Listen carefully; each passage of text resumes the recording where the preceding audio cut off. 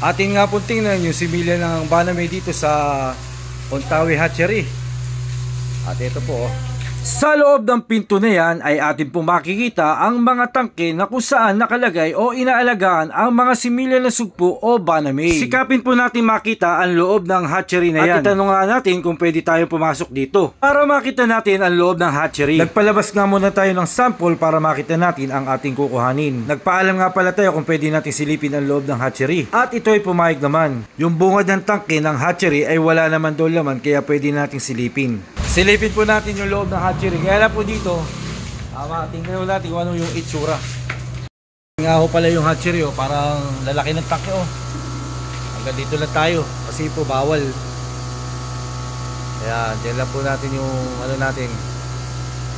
Malalaking tangke ho yan. Pinasilip lang po sa atin ang loob ng hatchery para makita lang natin kung gaano kalalaki ang mga tangke dito at magkaroon na rin ng idea. Sana sa susunod na pagbalik natin dito ay makita natin ang loob ng hatchery. Dito sa labas ay tinitimpla ni Kuya sa lalagyan kung ano ang salinity na kailangan natin. Tabang na tubig nga pala ang kanya sinasalin at yung sa malaki naman ay alat.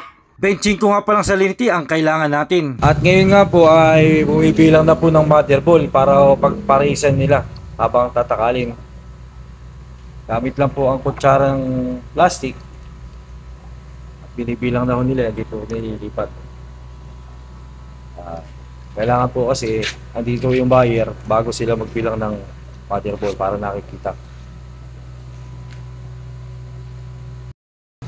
At magdadagdag nga ho sila ng similya na Banamay para ilagay doon sa cubicle. Kulang ho kasi similya. Ayan po. Puro Banamay ho yan. Ngayon ililipat nila doon sa kabila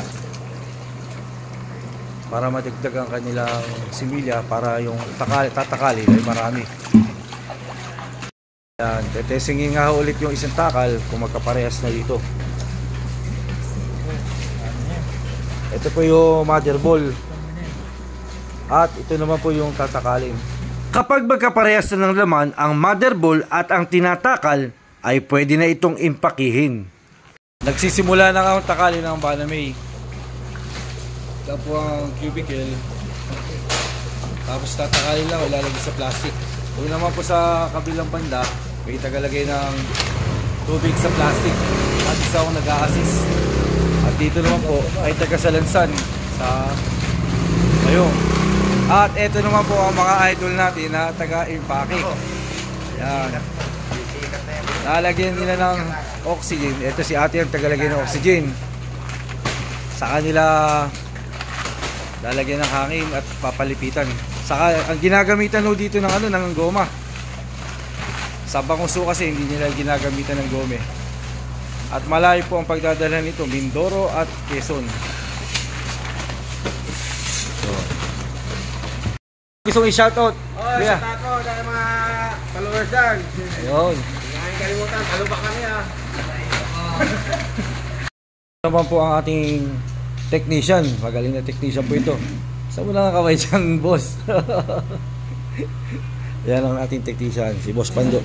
Habang sila ay nag-iimpake, kami naman ay nagkakape dito. Di ko na nga pala na-i-video mga idol. Pero mabilis lang ang kanilang pag-iimpake, saglit lang yan. Mabilis din kasi mag-impake dito sa hatchery. At ayan na nga, sinasalansan na nga nila at binibilang na din kung ilan na ang na-impake nilang similya. At ayan na nga, ikinakarga na sa aming dalang sasakyan. Mag-aalas 11 lang ng gabi nung kami ay matapos. Kung kayo ay naghahanap ng quality ng similya na sugpo o Banamay, pumunta lang po kayo dito sa Barangay Santo Niño, San Felipe, Zambales. At dito ay tabi-tabi lang ang mga hatchery ng sugpo at Banamay. Tumawag o magpabook muna po kayo sa hatchery bago kayo pumunta dito sa Zambales. Dito nga pala kami sa Ontawi Hatchery kumuha ng similya. At ito na rin po ang maire-recommend kong hatchery. Kaya kung ikay nangangailangan ng similya na sugpo o Banamay, dito ka na kay Ontawi Prawn Hatchery. Hanggang dito na lang mga idol. Maraming salamat. Salamat to sa Ontawi Hatchery. Kasama kayo, wala. Ayan. Thank you, thank you. Ayan, maraming salamat. Thank you. Thank you, thank you.